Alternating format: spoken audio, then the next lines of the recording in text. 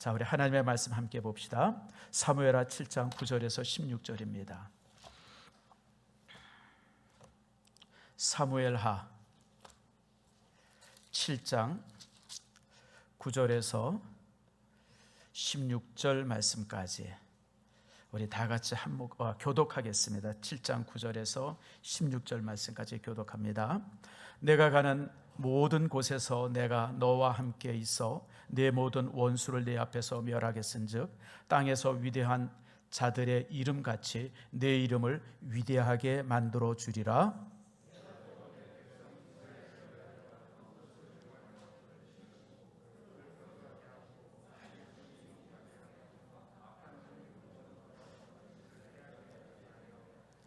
전에 내가 사사에게 명령하여 내 백성 이스라엘을 다스리던 때와 같이 아니하게 하고 너를 모든 원수에게서 벗어나 편히 쉬게 하리라.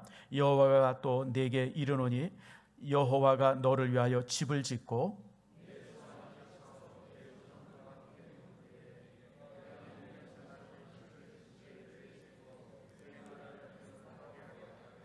그는 내 이름을 위하여 집을 건축할 것이요 나는 그의 나라 왕위를 영원히 견고하게 하리라.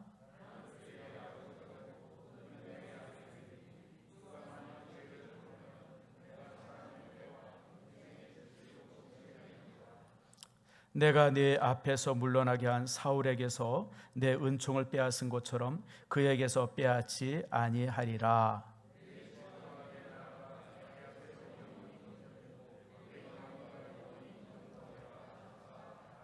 아멘. 기도합니다.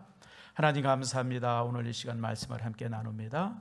말씀이 우리에게 놀라운 은혜가 되게 하시고 말씀 속에서 우리의 삶이 더 견고하게 해 주시옵소서. 이 시간 이렇게 함께 예배합니다. 교회에서 또 가정에서 함께 예배합니다. 성령께서 동일한 은혜를 내려주시고 성령께서 동일한 축복으로 함께해 주시옵소서. 특별히 아버지 하나님 간절히 간구합니다. 아버지 하나님 충만한 은혜가 있게 하시며 이 예배를 통해서 하나님의 전을 더 사모할 수 있는 그런 마음들 우리에게 허락해 주시옵소서. 말씀을 들을 때에 주의 권세가 임해서 아버지 하나님 그가 삶에 가졌던 모든 문제가 해결되어지며 그가 가졌던 질병이 치유되어지며 오늘 아버지 하나님 이 땅의 모든 질병이 치유되어지는 놀라운 역사가 말씀으로 인해 주어지도록 복을 내리워 주시옵소서. 감사드리고 예수님의 이름으로 기도드립니다. 아멘. 오늘 교회에서 또 가정에서 예배하는 우리 모든 성도들을 축복하고 사랑합니다. 거의 한 달 넘게 우리 성도들을 보지 못했고 또 보지 못한 성도들이 참 많이 그립습니다.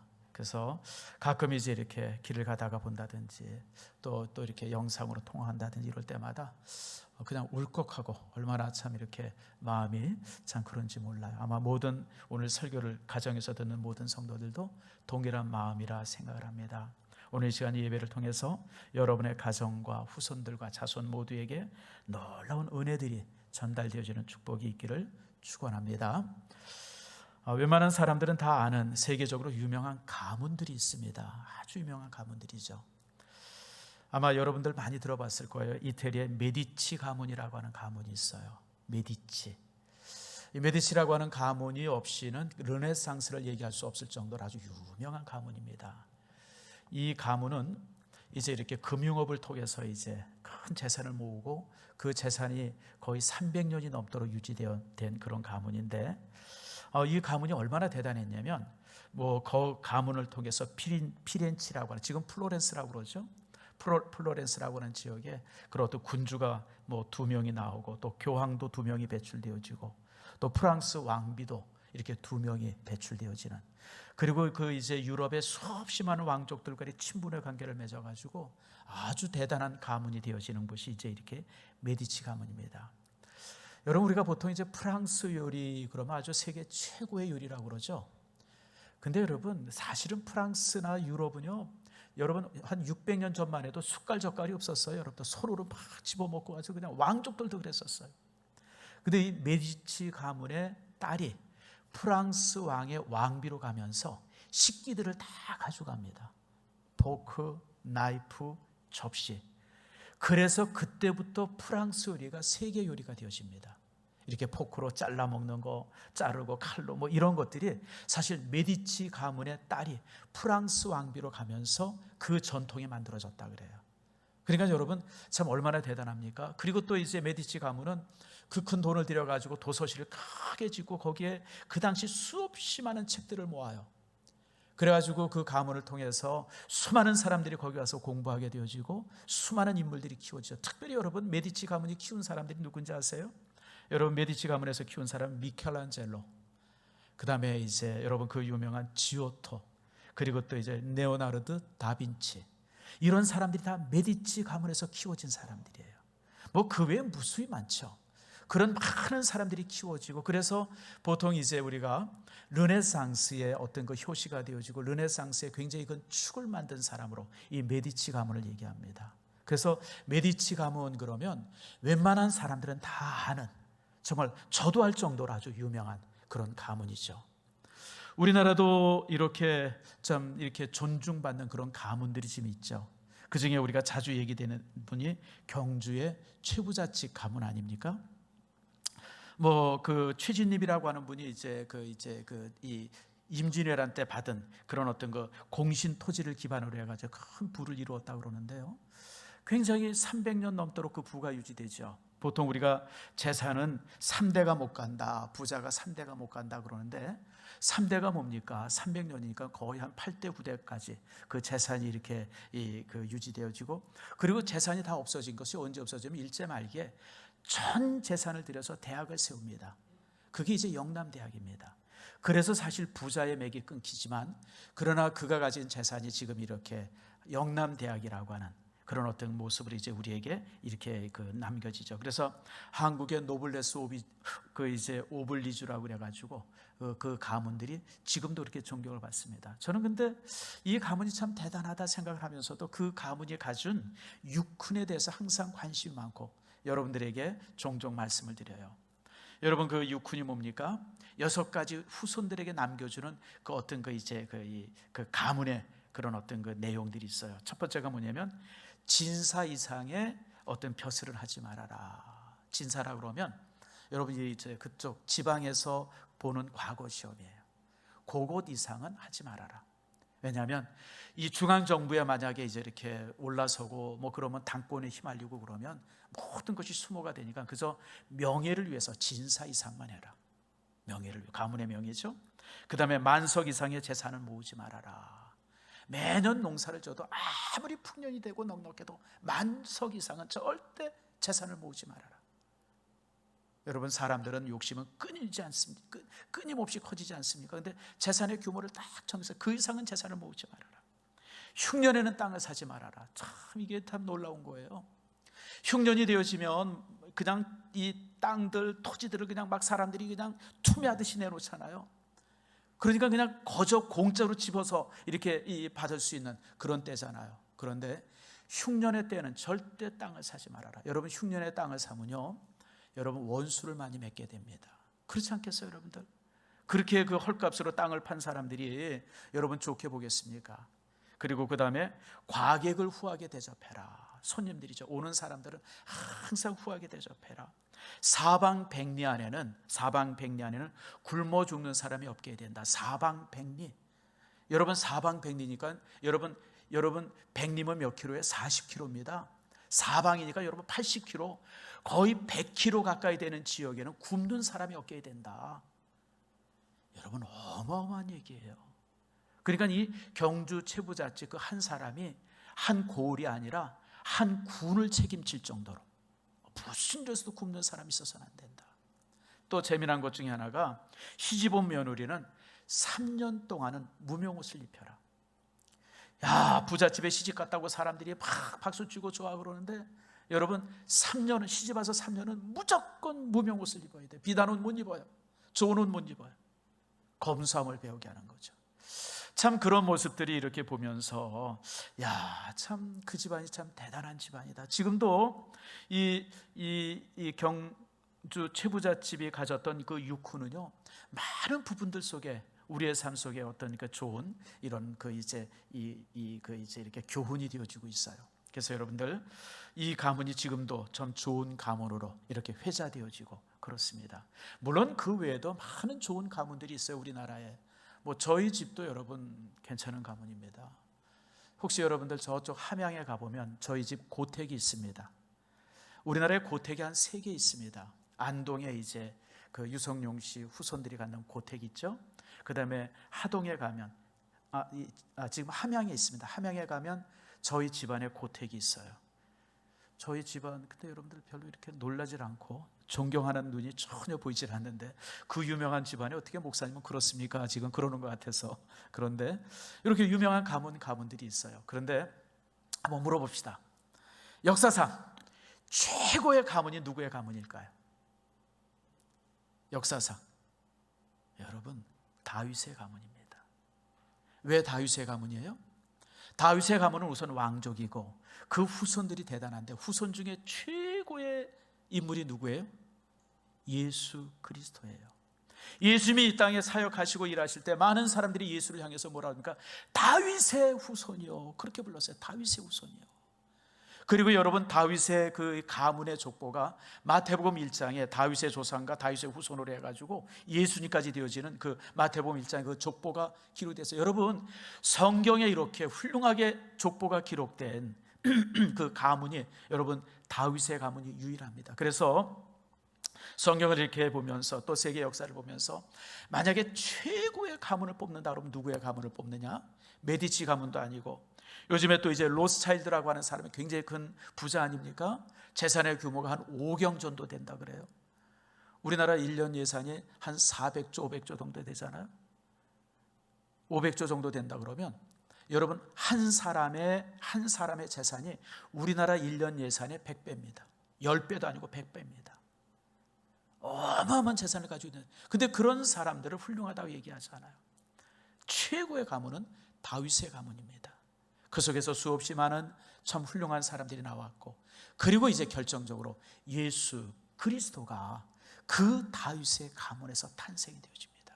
그래서 오늘 이 시간에 다윗의 가문이 어떻게 이렇게 훌륭한 가문이 될 수 있었는가, 저는 여러분들도 그런 정말 명문의 가문이 되어지기를 축복하면서 오늘 이 말씀을 함께 나누려고 합니다. 다윗이라고 하는 말의 뜻은요, 하나님의 사랑을 받는 자, 이런 뜻입니다. 하나 한번 따라합시다. 하나님의 사랑을 받은 자, 이게 다윗입니다. 어쨌든 이제 다윗이라고 하는 이름이 이처럼 하나님의 사랑을 받은 자라고 하는 그런 이제 이름의 그 이제 뜻을 가지고 있습니다. 근데 여러분, 다윗은 하나님의 사랑을 참 많이 받은 사람인데 동시에 또 다윗이 그 누구보다도 하나님을 많이 사랑합니다. 여러분, 골리앗을 물리친 다윗의 모습, 또 어렸을 때 하나님으로부터 기름 부음을 받았던 다윗의 모습, 참으로 대단합니다만은, 그러나 그것만큼 다윗이 하나님을 많이 사랑했음을 우리가 성경을 통해서 보게 되어지죠. 그래서 여러분, 하나님의 사랑을 받는 것과 하나님을 사랑하는 것은 항상 동일합니다. 내가 하나님의 사랑을 많이 받게 되어지면 나는 하나님을 사랑하지 않을 수가 없어요. 그러니까 그 사람이 하나님을 얼마나 많이 사랑하느냐를 보면 그 사람이 하나님으로부터 얼마나 많은 사랑을 받았는가를 우리가 볼 수가 있어요. 이게 이제 다윗의 인생이었었죠. 다윗은 그래서 시편에 보면 다윗이 하나님을 사랑하는 그런 그 사랑에 대한 고백들이 수없이 많이 나와요. 하나님의 사랑에 대한 고백. 시편 84편 유명한 시편 아닙니까? 만군의 여호와여, 주의 장막이 어찌 그리 사랑스러운지요. 내 영혼이 여호와의 궁정을 삼하여 쇠약하며. 그러니까 다윗은 하나님의 전을 얼마나 사랑했는지 그냥 그 몸이 쇠약할 정도로 하나님을 간절히 사랑했다고 말합니다. 뿐만 아니라 다윗은요, 저가 왕임에도 불구하고 하나님, 내가 하나님의 성전에 문지기로 있었으면 좋겠습니다. 문지기로. 궁전에서 전날 있는 것보다 하나님의 전에 하루 있는 것이 내게는 너무너무 귀합니다. 그래서 이 성전에 대한 고백들이 얼마나 많아요. 근데 여러분, 하나님의 전에 대한 사랑의 고백이 바로 하나님에 대한 사랑의 고백과 동일한 겁니다. 제가 이렇게 목회를 하면서 많은 성도들을 보면요, 하나님을 사랑하는 사람들은 하나님의 전을 사랑할 수밖에 없어요. 그게 항상 동일합니다. 그래서 성도들이 이렇게 보면서 항상 내가 느끼는 거예요. 하나님을 사랑하는 사람들은 여러분 성도들을 사랑하고, 하나님을 사랑하는 사람들은 성전을 사랑합니다. 그리고 성도들을 사랑하는 사람은 이유 없이 하나님을 사랑해요. 성전을 끔찍하게 사랑하는 사람들은요, 하나님을 끔찍하게 사랑하는 사람이에요. 이게 항상 동일하게 움직여요. 동일하게 움직여요. 그래서 이런 것을 보면서 참 이렇게 놀라움을 보게 되어지죠.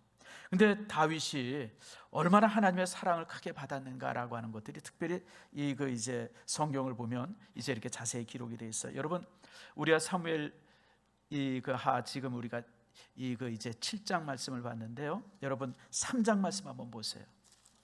사무엘하 3장 1절. 성경이 얼마나 사랑을 받고 있는가라고 하는 걸 이렇게 말씀하고 있죠. 사무엘하 3장 1절 말씀 같이 한번 읽읍시다. 시작. 사울의 집과 다윗의 집 사이에 전쟁이 오려매 다윗은 점점 강하여 가고 사울이 점점 약하여 가니라. 여러분, 두 집안이 상대가 되지 않죠. 한 사람은 왕의 집안이고 한 사람은요 뭐예요? 가난한 목동의 집안이에요. 근데 이 두 집안, 상대가 되지 않는 두 집안이 싸웠어요. 다윗이 골리앗과만 싸운 것이 아니에요. 다윗은 사울의 집안과도 싸웠어요. 여러분들, 둘 다 골리앗처럼 얼마나 강대했는지 몰라요. 근데 그 싸움이 오랜 기간 동안 되어지는데 보니까 사울의 집은 점점 약해져 가지고 보잘것 없어지면서 다윗의 집은 그 바닥에서부터 점점 높아지는 이런 놀라운 변화가 있어지죠. 자, 그런데 이런 변화가 있어지는 이유가 그 다음에 있어요. 사무엘하 5장 말씀 보세요. 사무엘하 5장 10절 말씀입니다. 다 같이 한번 찾아보세요. 5장 10절 말씀, 여러분들 밑줄을 한번 꼭 치길 바랍니다. 5장 10절. 자, 우리 같이 한번 읽겠습니다. 시작. 만군의 하나님 여호와께서 함께 계시니 다윗이 점점 강성하여 가니라. 여러분, 만군의 하나님께서 정말 다윗과 함께 하니까, 함께 한다는 건 다윗을 사랑한다고 하는 거예요.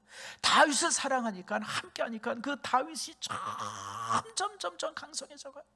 보잘것도 없던 집안이 점점 튼튼해지고, 그 주변에 별 볼 일 없는 사람들만 있었는데 시간이 가면 갈수록 더 좋은 사람들이 모이기 시작하고 말도 못하게 강성하여 가죠. 그리고 이제 7장으로 와서 이렇게 말합니다. 7장 1절 말씀. 7장 1절 말씀. 자, 같이 한번 읽겠습니다. 시작. 여호와께서 주의 모든 원수를 무찌르사 왕으로 궁에 편안히 살게 하신 때에. 여러분, 다윗이 그 주변에 있는 모든 원수들을 물리쳐요. 근데 오늘 성경은 다윗이 물리친 게 아니라 누가 물리쳤다 그래요? 여호와께서, 하나님께서. 비록 전쟁은 다윗이 나가서 전쟁했지만, 다윗이 칼을 들고 나가서 전쟁했지만, 다윗이 말을 타고 전쟁했지만, 그러나 그 모든 전쟁은 누구에게 속했어요? 하나님께 속했어요. 여러분, 전쟁은 여호와께 속하였나니. 기억하세요, 여러분들. 여러분, 전쟁이라고 하는 것은 참 무섭고 피 튀기고 잔인한 곳이지만, 그러나 그 전쟁이 여호와의 손 안에 있어요. 여러분, 지금 전염병이 돌고 있어요. 전염병조차도 여호와의 손 안에 있어요. 여러분들, 하나님의 손을 벗어날 수 있는 것이 이 땅에 아무것도 없어요. 오늘 다윗이 그렇게 전쟁을 했지만 여호와께서 주변의 모든 원수들을 물리쳐주고 이제 다윗이 편안하게 되어졌어요. 편안하게. 이제는 더 이상 싸울 사람들이 없어요. 싸울 대상이 없어요.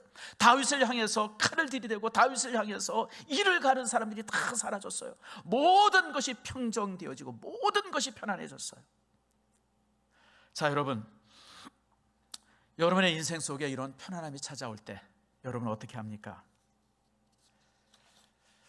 참 고생 많이 하다가 이제 편안하게 되어지면, 야, 이제는 내가 명품 사이지, 이제는 내가 차 바꿔야지, 이제는 내가 집 새로 사야지, 우리가 참 그런 생각할 때가 있을 수 있어요.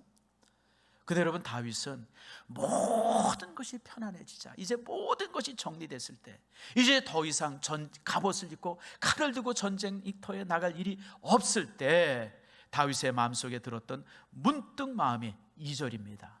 자, 2절 말씀 우리 같이 한번 읽어봅시다. 시작. 7장 2절 시작. 왕이 선지자 나단에게 이르되 볼지어다 나는 백향목 궁에서 살거늘 하나님의 궤는 휘장 가운데 있도다. 무슨 얘기예요? 다윗이 왕이 돼서 이제 백향목국에 거하는데 하나님의 법궤는, 특별히 이스라엘 사람들은요, 그런 어떤 신앙이 하나 있었어요. 그 신앙이 뭐냐면 법궤는 하나님이 앉아 계신 의자다라고 생각을 했어요. 실제로는 아닙니다. 근데 그들이 그런 믿음을 가졌어요. 비록 법궤는 나무로 만든 궤고요, 크기는 요 강대산만한 크기입니다. 그 속에 이제 십계명이 들어있고 만나가 들어있고 또 이제 아론의 쌍난 지팡이가 들어있는 이런 작은 그 나무 궤인데, 그 법궤는 항상 하나님이 앉아 계신다고 생각을 했어요. 그래서 법궤를 이렇게 옮기면 그 하나님도 같이 옮겨진다고는 그런 믿음이 가졌어요. 사실은 아니에요, 여러분. 법궤와 하나님의 임재는 전혀 상관이 없습니다. 근데 이제 그런 믿음들을 갖고 있었어요. 그래서 전쟁터에 나가면 항상 법궤를 들고 나갔어요. 왜요? 법궤 위에 하나님이 앉아 계시니까 전쟁을 하나님께서 관리해 주실 것이다, 그런 믿음들이 있었기 때문에 그래요. 그러니까 다윗은 하나님이 앉아 계시는 법궤가 저런 천막에, 그 성막에 계시고 나는 이렇게 백향목궁에 있다고 하는 사실이 너무 마음에 괴로운 거예요. 그래서 나단 선지자를 불러서 이게 말이 됩니까? 어떻게 하나님의 전이, 하나님이 저런 곳에 계실 수 있습니까? 그랬더니 나단이 그 이야기를 듣고 신이 났어요. 그래서 나단이 3절에 뭐라 그럽니까? 자, 3절 말씀 같이 읽겠습니다. 시작. 나단이 왕께 아뢰되 여호와께서 왕과 함께 계시니 마음에 있는 모든 것을 행하소서 하니라. 무슨 얘기예요?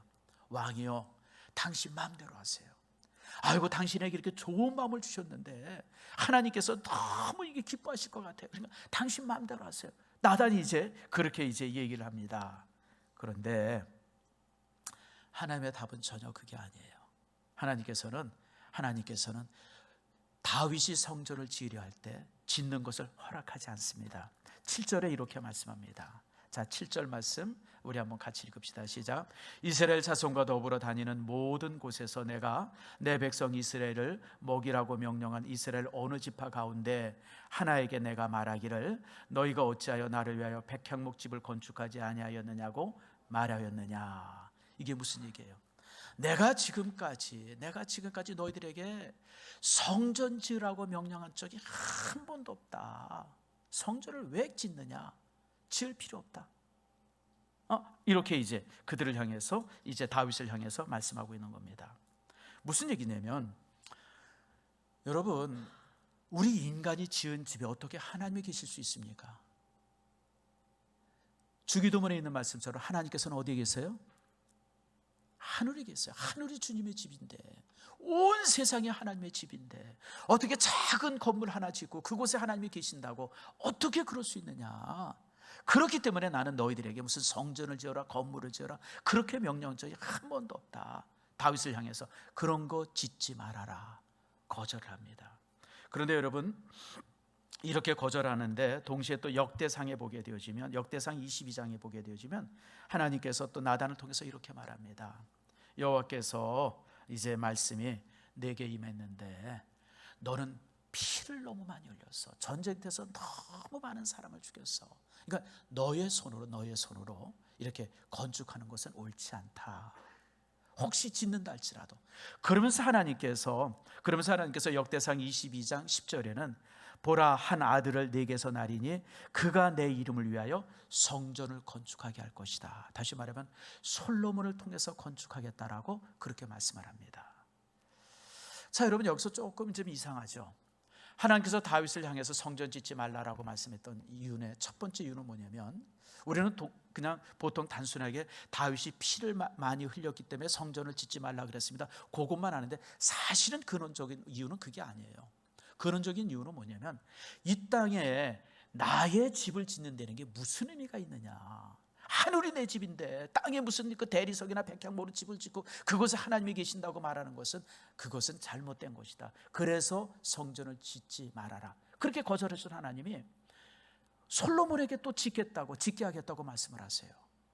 참, 여러분, 이게 우리에게 있어서 굉장히 좀 고민스러움이에요. 아니, 다윗에게는 이 땅에 내가 거할 집이 필요 없다고 얘기하면서 짓지 말라고 그러더니 왜 솔로몬에게는 지으라고 하셨을까?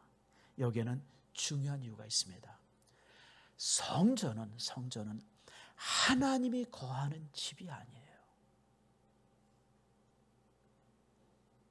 여러분, 일산신성교회 이 건물은 하나님이 거하는 집이 아니에요, 여러분. 여러분, 하나님께서 어떻게 이 집에, 이런 집에 거할 수 있어요, 여러분들? 온 하늘이 하나님의 집인데, 온 세상이 하나님의 거처인데.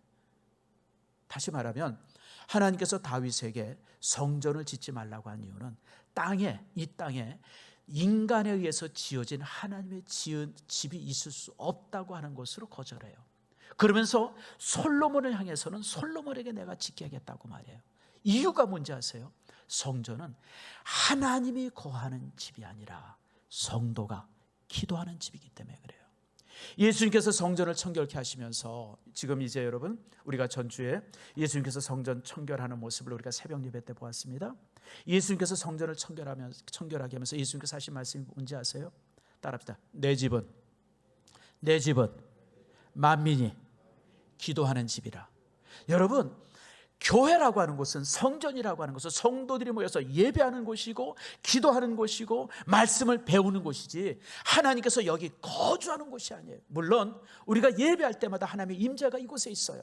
하나님이 함께 하세요. 솔로몬이 성전을 건축했을 때 하나님께서 솔로몬에게 하신 약속이 뭐냐면, 내가 여기 와서 기도하고 내가 여기 와서 하나님 앞에 부르짖고 내가 여기서 간구할 때마다 내가 다 듣고 응답해 주겠다. 내 마음과 내 눈이 여기에 있다. 성전에서 기도할 때 하나님께서 들어주시고 응답해 주시겠다 약속을 하셨어요. 근데 그것은 하나님이 그곳에 거하고 그곳에 임재해서 항상 그곳에 앉아 계신, 여러분 그 당시 모든 신들이 그랬잖아요. 3000년 전에 모든 사람들의 신앙은요, 무슨 성전을 하나 짓고 거기다 우상을 딱 하나 갖다 놓으면 그 우상은 거기 있는 줄 알았어요. 거기에 그곳이 그의 집이라고 생각했어요. 근데 하나님께서 그게 아니에요. 나는 그런 건물에 거하는 분이 아니다. 그러나 내가 솔로몬이 지은 건물에 내가 매일 앉아있는 건 아니지만, 앉아있진 않지만, 그러나 내가 성전에 내 마음을 두고, 성전에 내 눈을 두고, 성전에 내 귀를 두고, 성전에 내가 기도하는 사람들을 항상 관심 있어 보겠다. 그래서 그곳에서 기도하고 그곳에서 간구할 때 내가 듣고 응답하고, 그곳에서 예배할 때 내가 받겠다. 바로 그 말씀이에요. 그래서 여러분, 성전이라고 하는 것은 여러분 잘 아는 것처럼 하나님을 위한 집이 아니라 누구를 위한 집? 성도들을 위한 집이에요. 우리가 기도하기 위해서, 예배하기 위해서, 또 우리가 하나님 앞에 찬양하기 위해서, 말씀을 배우기 위해서 있는, 우리를 위해서 하나님께서 허락하신 것이지 하나님 자신을 위해서 성전을 허락한 것이 아니라고 하는 사실을 여러분 기억하세요. 근데 여러분, 이게 나중에 조금 민간 신앙이 되어져서 좀 변합니다. 나중에 이스라엘 백성들은 바로 하나님께서 이렇게 말씀했는데도 불구하고 이스라엘 백성들은 무슨 생각을 하냐면 항상 하나님은 성전에 계신다고 생각했어요. 그렇게 성전에 하나님이 계시기 때문에 누가 공격해도 절대 성전은 무너지지 않는다고, 그런 민간 신앙을 가졌어요. 그것은 민간 신앙이지 그 백성들이 가졌던 믿음들이지 하나님께서 주신 말씀과는 전혀 연관되어 있지 않습니다. 그래서 여러분, 오늘 하나님께서 이처럼 성전을 짓는, 다윗이 성전 짓는 것을 거절하면서, 그리고 솔로몬에게 허락하신 이유는 바로 성전은 누구를 위한 집이다? 성도들을 위한 집이다. 성도들이 예배하기 위해서, 기도하기 위해서, 하나님을 만나기 위해서 경건한 장소로 우리에게 허락하신 것이지 하나님의 거처로 준비된 집이 아니라고 하는 것을 우리에게 이제 말씀하고 있어요. 또 여기에서 이제 우리가 또 하나 기억할 것이 있어요. 아무리 좋은 뜻이 있어도 질서가 있어요. 여러분, 나단은 다윗이 하나님의 전을 건축하겠습니다 그럴 때 나단은 그냥 너무 신이 났어요. 야, 잘됐다.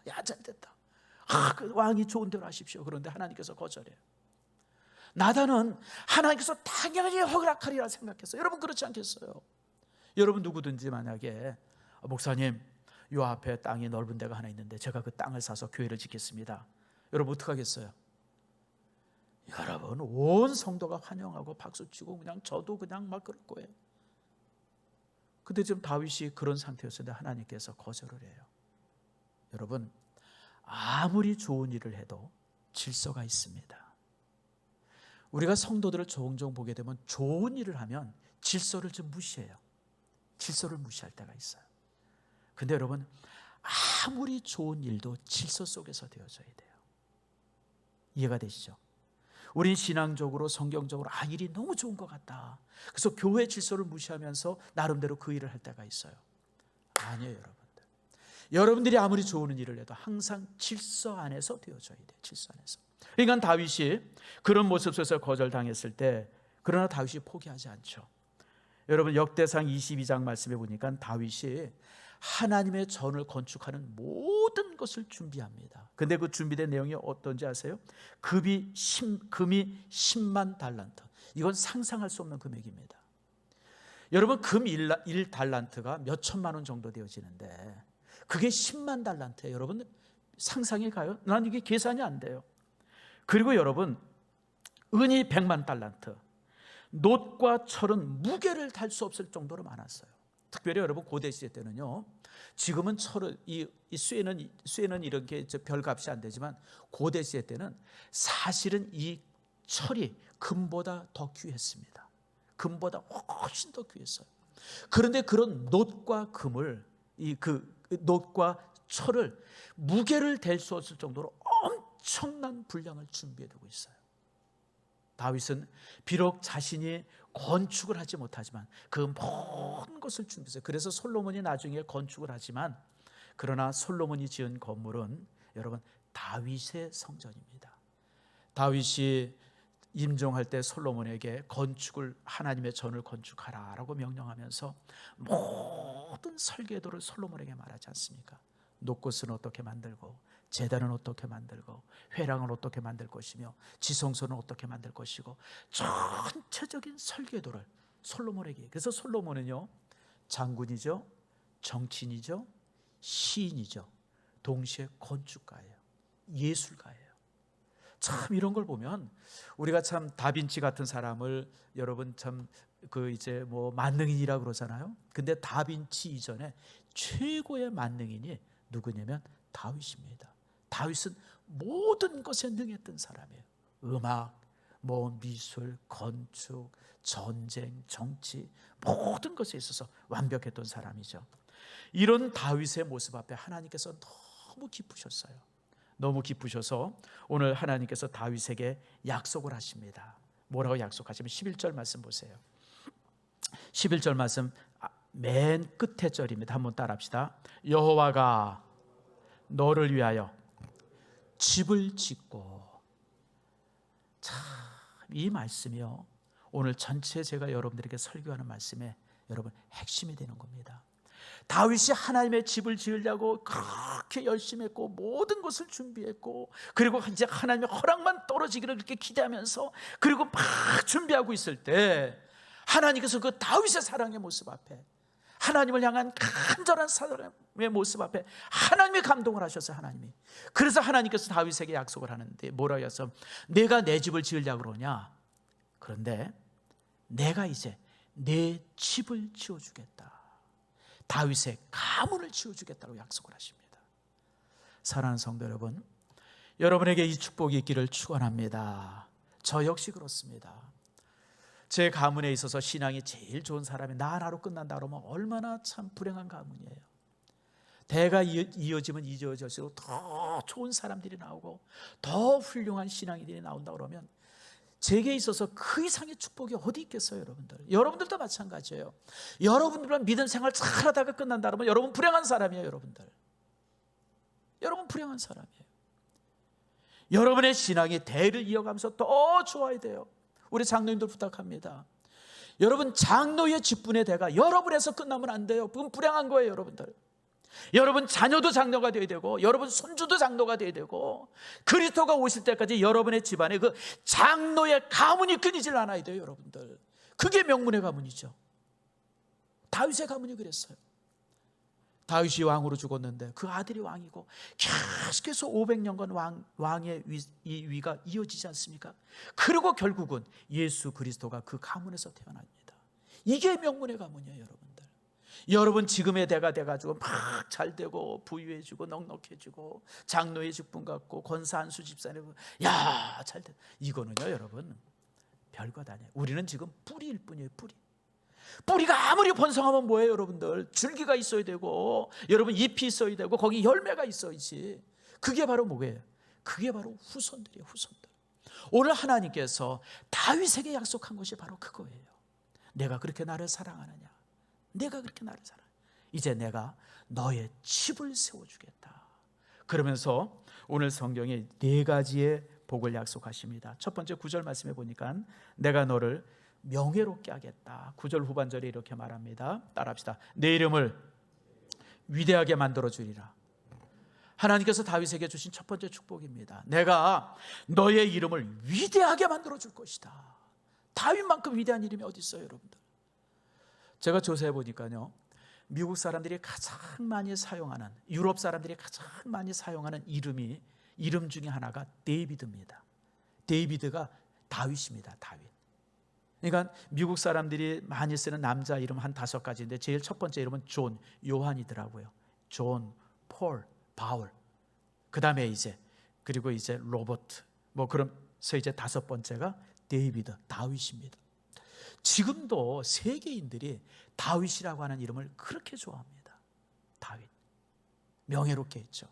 그리고 여러분, 예수님을 뭐라고 부릅니까? 다윗의 후손이라고 그러고, 예수님을 다윗의 열쇠를 가진이라고 여러분 명명합니다. 여러분, 이것보다 더 위대한 이름이 어디 있어요? 하나님께서 다윗을 이렇게 위대하게 합니다. 두 번째, 안정의 복입니다. 10절 말씀부터 쭉 나와 있는 말씀인데요, 이제는 더 이상 너희 민족들이 여기저기 옮겨 다니고 그런 일 없을 것이다. 너를 통해서 너희 민족들을 안정되게 할 것이다. 세 번째로는 이 12절부터 15절 16절에 있는 말씀인데, 여러분, 이게 다윗의 고민을 하나님께서 하나 해결해 주세요. 뭐냐면, 사울이 임금이 됐다가 패해지고 다윗이지 않았습니까? 다윗이 고민된 게, 나도 사울처럼 하나님이 패하시고 다른 사람들이 또 왕이 되면 어떻게 하나, 그런 고민이 있었어요. 그런데 하나님께서 뭐라고 하냐면, 내가 너의 왕위는 영원토록 지속되게 하겠다 약속을 주십니다. 여러분, 예수 그리스도가 다윗의 후손으로서 만왕의 왕 아닙니까? 그렇잖아요, 여러분들. 오늘 이 말씀이 그대로 성취가 되어져서 그리스도가 만왕의 왕으로서, 다윗의 후손으로서 만왕의 왕으로서 영원토록 그 왕조가 지속되고 있어요. 이게 얼마나 놀라워요. 하나님께서 다윗을 향해서 너의 왕조가 이제는 이 사울처럼 멸해지는 것이 아니라 영원토록 지속되는 왕조가 될 것이다. 생각할 때 이제 시드기야에 의해 가지고 이제 이스라엘 왕조가, 그 다윗의 왕조가 끝이 난 것 같은데, 그게 끝이 아니었었어요. 그 후손이 계속되다가 예수님이 그곳에 탄생되어지고, 예수님이 정말 이 땅의 영원한 왕으로서 다윗의 왕조가 영원해지도록 이 땅에 세워진 것을 볼 수 있어요. 하나님께서는 다윗이 하나님의 칩을 세우려 할 때 하나님께서는 다윗의 칩을 세워주십니다. 여러분, 16절 말씀 한번 읽어봅시다. 16절 말씀 같이 읽습니다. 시작. 내 집과 내 나라가 영원히 내 앞에서 영원히 보존되고 내 왕위가 영원히 견고하리라 하셨다라. 여러분, 다윗의 왕권이 어떻게 영원히 견고할 수 있겠어요? 좀 이상하다. 아니요, 여러분. 예수님이 다윗의 후손으로 오셨고, 그 예수님이 지금 영원한 왕으로서 이 땅에 계시지 않습니까? 이 얼마나 놀라워요. 그리고 참 제게 있어서 가장 감동적인 건 사실은 14절입니다. 자, 14절 말씀 읽어봅시다. 시작. 나는 그에게 아버지가 되고 그는 내게 아들이 되리니 그가 만일 죄를 범하면 내가 사람의 매와 인생의 채찍으로 징계하려니와. 나는 그에게, 이 그가 누굴까요? 다윗의 후손이에요. 이제부터 내가 내 후손의 아버지가 되어주겠다. 내 후손의 아버지가 되어주겠다.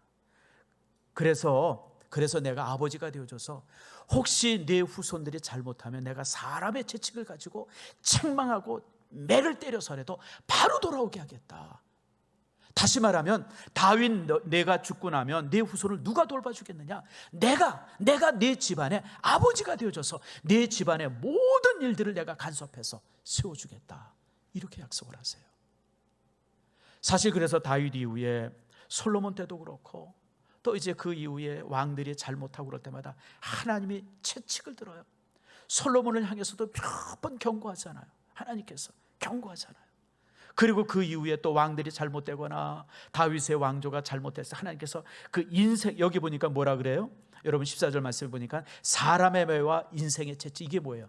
전쟁이라든지 반란이라든지 이런 걸 통해서 징계해서라도 항상 바로 돌아오게 하겠다. 더 이상 내 대가 잘못되거나 끊어지거나 삐뚤어지지 않도록 내가 매를 들어서라도 내 후손들을 올바로 서도록 해주겠다.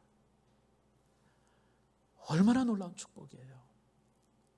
사실 이 축복대로 다윗의 가문이 여러분 지속이 되어집니다. 그래서 다윗은요 최고의 명문의 가문이 되어지고 그 가문을 통해서 예수 그리스도가 탄생이 되어집니다. 사랑하는 성도 여러분, 여러분들이 이런 가문 되기를 축복합니다. 여러분, 이 가문이 다윗의 가문으로서 끝나는 것이 아니라 여러분의 인생이 그렇게 되길 바랍니다. 그러기 위해서는 여러분들이 하나님을 지극히 사랑하고 하나님의 교회를 지극히 사모해야 합니다.